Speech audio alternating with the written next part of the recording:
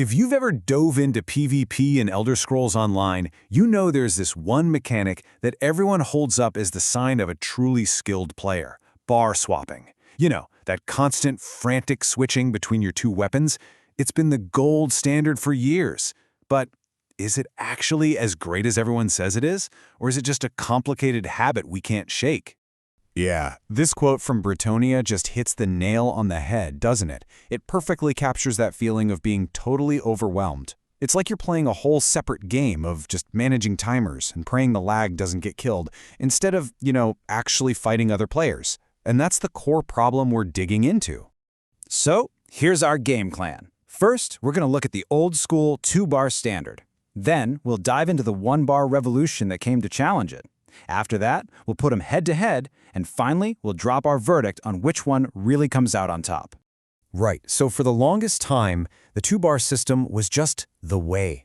It was the undisputed king of high-level play, and the thinking behind it was pretty simple. Hey, more skills equals more options, and more options means you've got a better chance of outplaying your enemy. That was the established rule of ESO combat. So what are we actually talking about when we say bar swapping? Well, it's just switching between your two weapon sets. Each weapon has its own skill bar with 5 abilities and an ultimate. Usually you've got your back bar, which is for all your setup stuff, your buffs, your utility skills, your heals over time. And then you swap to your front bar, which is where you do all your main damage or your big healing.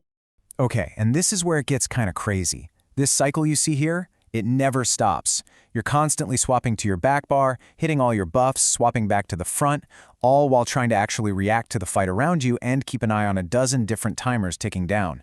One source called it playing mini-games with our buffs, and that's exactly what it feels like. It just pulls your focus away from what really matters. So why would anyone put themselves through all that trouble? Well, the goal is versatility. Having 10 skills and 2 ultimates means you've basically got a tool for every possible situation.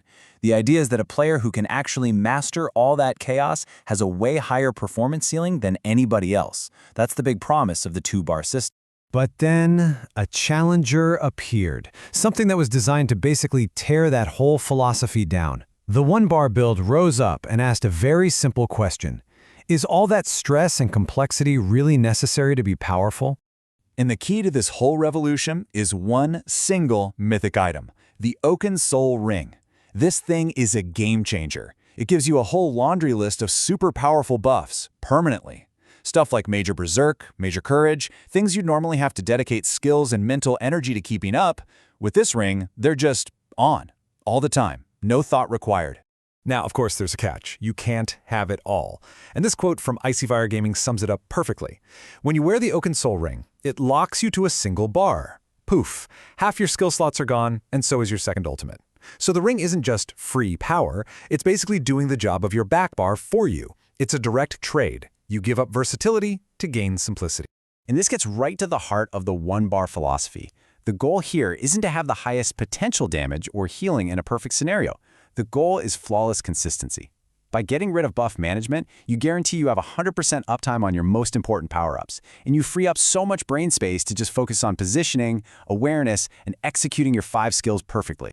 All right, so we've got our 2 fighters in the ring. In one corner, the complex, high-ceiling 2-bar standard. In the other, the simple, super consistent 1-bar challenger.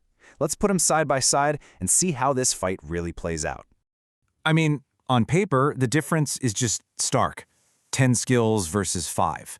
2 ultimates versus 1. You look at this and think, well, the 2-bar player just has way more in their toolbox, right? Case closed. But is a fight really just about how many tools you bring? And this is where the real debate kicks in. Yeah, the 2-bar build gives you more utility slots, a theoretically higher skill ceiling, and you can use other mythic items. But the 1-bar build gives you guaranteed perfect buff uptime. It's way easier to execute when you're under pressure, and, this is a big one, it's way less affected by lag, which can make trying to bar swap a complete nightmare. And that brings us to this absolutely crucial point, perfectly stated by Icy Fire Gaming: a dead healer is useless. The same goes for a dead damage dealer or a dead tank. It doesn't matter how high your potential skill ceiling is if you're on the floor. A player who executes 5 skills flawlessly is always going to be more effective than a player who's fumbling with 10. So after hearing all the arguments for both sides, where do we actually land? It's time to bring it all together and drop a final verdict on this whole debate. It really just boils down to this one question. What do you value more? The absolute maximum potential that you might be able to reach with a ton of complexity, or the flawless consistency that comes from keeping things simple? And the verdict is in. For the vast majority of us playing in the absolute chaos of PvP, consistency wins. Every single time. The one-bar approach gets rid of those stressful mini-games of tracking buffs, and it removes the chance for error when lag hits or the pressure's on. So yeah, in the right hands, the two-bar system is powerful, but for most of us, it's just plain overrated. Simplicity reigns. So, I'll leave you with this question to think about before your next fight. When you look at your own build, your own playstyle, which approach is actually making you a better player? It's really worth asking yourself, are you playing the game, or, with all that buff tracking and bar swapping, is the game playing you?